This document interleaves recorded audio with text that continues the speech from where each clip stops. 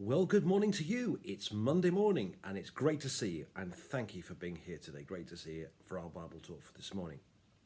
Just to remind you, a couple of notices, if I may. Firstly, this coming weekend, 5:30 in the evening, we're having the Epiphany Carol service. You haven't been to one of those? It's a wonderful worship experience, lots of choir music, and it's the only service of the year when we have incense. But then we're wearing masks anyway, so I'm sure you'll be fine. Because it's the frankincense for the wise men and so on. The other thing is, for your kind of diary, I meant to make you aware, that on the 3rd of March, and it seems a while away, but 3rd of March, we're doing our Alpha course this year. And we're doing it on Zoom. We did a Zoom Alpha course last year, and I actually thought you went really. We had someone join us from Spain, for example, which is fantastic. So, 3rd of March, Thursday evenings, 8 o'clock till about 9, half past. And if you'd like to come, just send us your email address, and I'll send you a Zoom link when the time comes. If you want to come to Alpha, say email us or email the parish office, and then we'll email you the link when the time comes. But as far as our Bible readings are concerned, we are working our way through the Gospel of Matthew. And as I said, I think Matthew is I think of all the Gospels, it's the one I've always found most challenging. And here we are in the Beatitudes, the famous Sermon on the Mount, which is Matthew's chapter 5, 6, and 7. And we've had the Beatitudes on Friday, and today moves on this morning to the second bit, if you like, and it's Matthew chapter 5, and it starts at, we're reading at verse 13. So Matthew 5, 13 to 20, here goes. Jesus said, "You are the salt of the earth, but if salt has lost its taste, how can its saltiness be restored? It's no longer good for anything, but is thrown out and trampled underfoot. You are the light of the world. A city built on a hill cannot be hid. No one, after lighting a lamp, puts it under the bushel basket, but on the lampstand, and it gives light to all in the house. In the same way, let your light shine before others, so they may see your good works and give glory to your Father in heaven. Do not think that I've come to abolish the law or the prophets. I've come not to abolish, but to fulfill. For truly I tell you, until heaven and earth pass away, not one letter, not one stroke of a letter will pass from the law until all is accomplished. Therefore, whoever breaks one of the least of these commandments and teaches others to do the same will be least in the kingdom of heaven. But whoever does them and teaches them will be called great in the kingdom of heaven. For I tell you, unless your righteousness exceeds that of the scribes and Pharisees, you will never enter the kingdom of heaven." This is the word of the Lord. Thanks be to God. Well, I did tell you that these verses are challenging. I think there's 3 sections in there. Firstly, we'll start when Jesus said, "I am the salt of the earth." Now, I don't know about you, but salt's something I put on my chips, mostly. And there's a few other uses for it as well. But in those days, principally, it was used as a preservative. Remember, it's the days before fridges were invented. So what they used to do is to rub it into meat and so on to make it last longer. Basically, it was there to stop things going rotten. It was a preservative. You could also put it on antiseptic to stop wounds going rotten as well. You still can.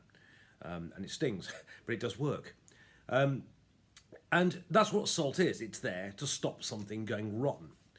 And I think what Jesus, the message here is really quite a simple one, is that we are meant to be people who are stopping other things going rotten. Society may be going rotten around us, but doesn't mean that we have to go rotten with everybody else. And in fact, our presence in society should stop things going rotten, if you see what I mean.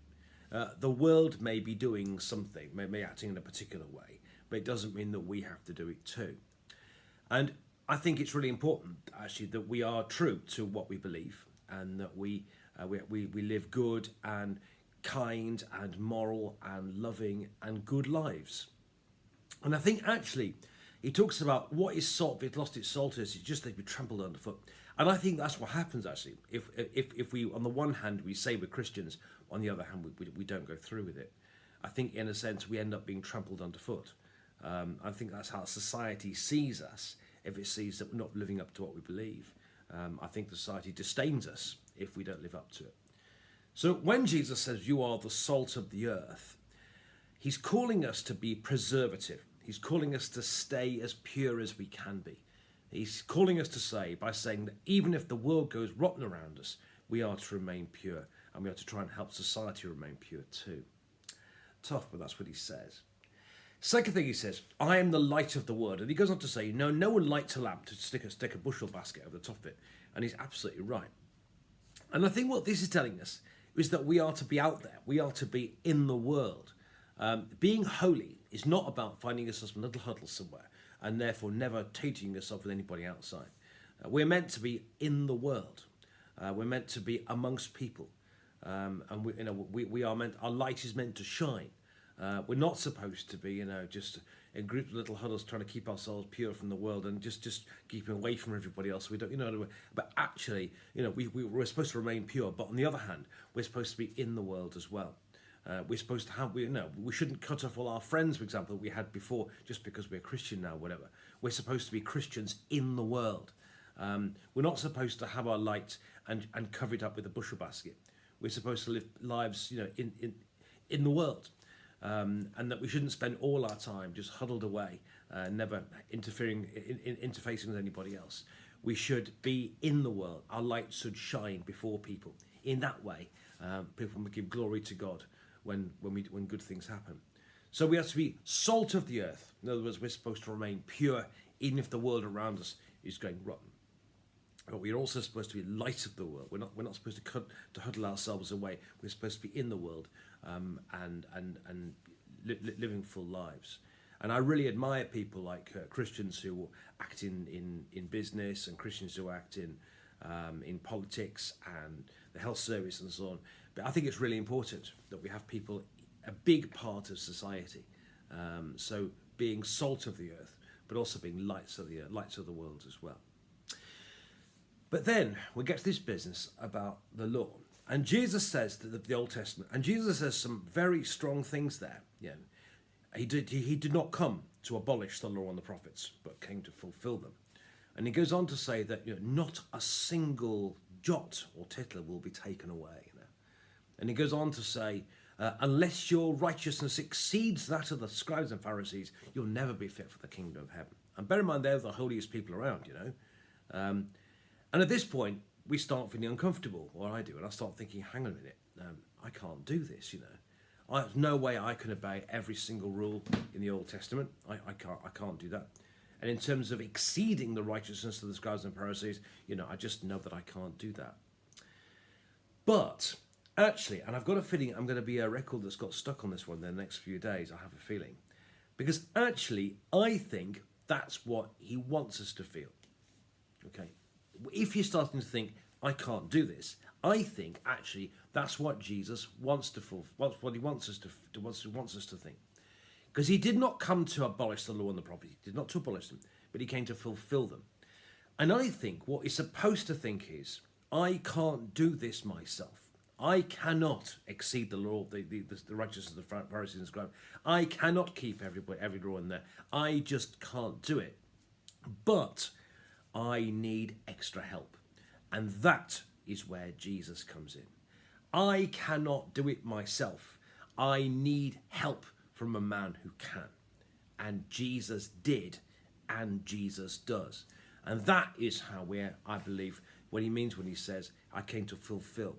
That the idea is that because we can't achieve it ourselves, we look to him. Because we cannot do it ourselves, we need his help. He did it. He actually did go through it and yet died on a cross and took the punishment for the times when we fall short. In other words, we can't do it, but he came and he died on a cross so we can be forgiven for the times when we foul up. Sure, we can't do it, but he can, and his presence and the presence of the Holy Spirit in our lives empowers us actually to do it. We can't do it, but he can.